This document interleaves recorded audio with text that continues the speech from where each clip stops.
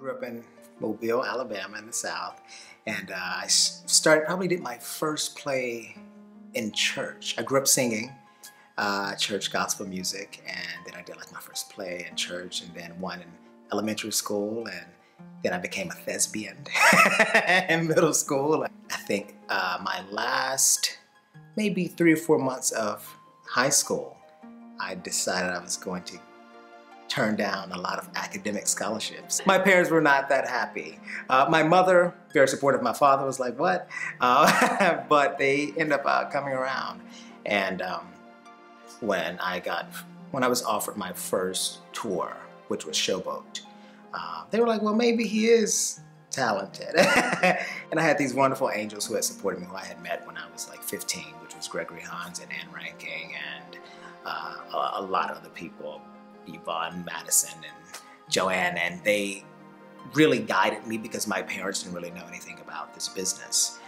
So they really helped me a lot. One of the highlights of my career was when I did Fosse, because I grew up watching his work on like PBS, watching Sammy Davis and Ben Vereen, and then to have the opportunity to work with, you know, Ann Ranking and Gwen Burton as such a young boy and really learn this style and to be on stage and do the original work, you know, and to be one of the feature singers and feature dancers in it was like, wow. When I started out in this business as an actor-singer, I didn't want to dance. And where I grew up in the inner city, boys didn't dance. So it wasn't considered cool, or, you know, there was a certain cliche with it. One of my angels said to me, it's like, you know, you should start dancing. And she said, you know, the more you know, the more you'll work. Going into that first class and being around people who have been dancing since they were like 13. It was something that I wanted to accomplish, so I wasn't gonna let anything stop me. So I remember sitting down in my splits, which weren't really splits at that time, but I would do my homework, I would read books, I would watch TV until I was able to get that full stretch and, you know, have all of my splits and stuff like that, and just living in it, buying ankle weights and laying up with my tush up against the wall and my legs like spread eagle.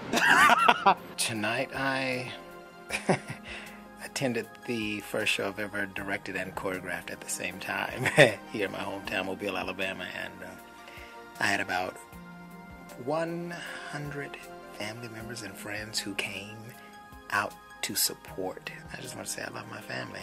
So thankful for them. I can't thank them enough. They probably never see this, but I just want to say it. And they're all here and we're at a party, so I gotta go outside and have a little party fun with them, and I guess say thank you a whole bunch of times, because I would not be here if it wasn't for them. I was one of those kids who was founded by, you know, those 4 people, Joanne, Yvonne, Ann Ranking, and Gregory, and Debbie as well. And when I was 15, and so I was them, so I understand it, and I think and I remember knowing then what an opportunity it was to be able to work with these wonderful people in the business who took the time to teach me.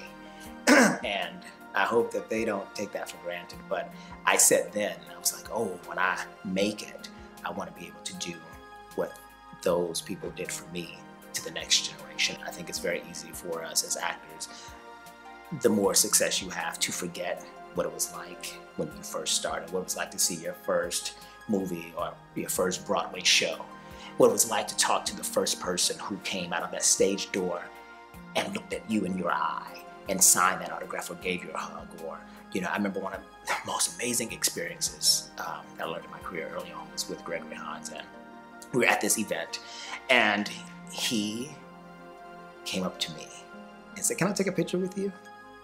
And I just melted, because I wanted to ask him to take a picture with me, and that's what people do, you know, with stars. You go and ask them, can I take a, and he came up to me and asked me if he could take a picture with me, because he knew I wanted to take a picture, and I, you know, but I just hadn't said anything yet, and it was just one of those moments, like, that's what I want to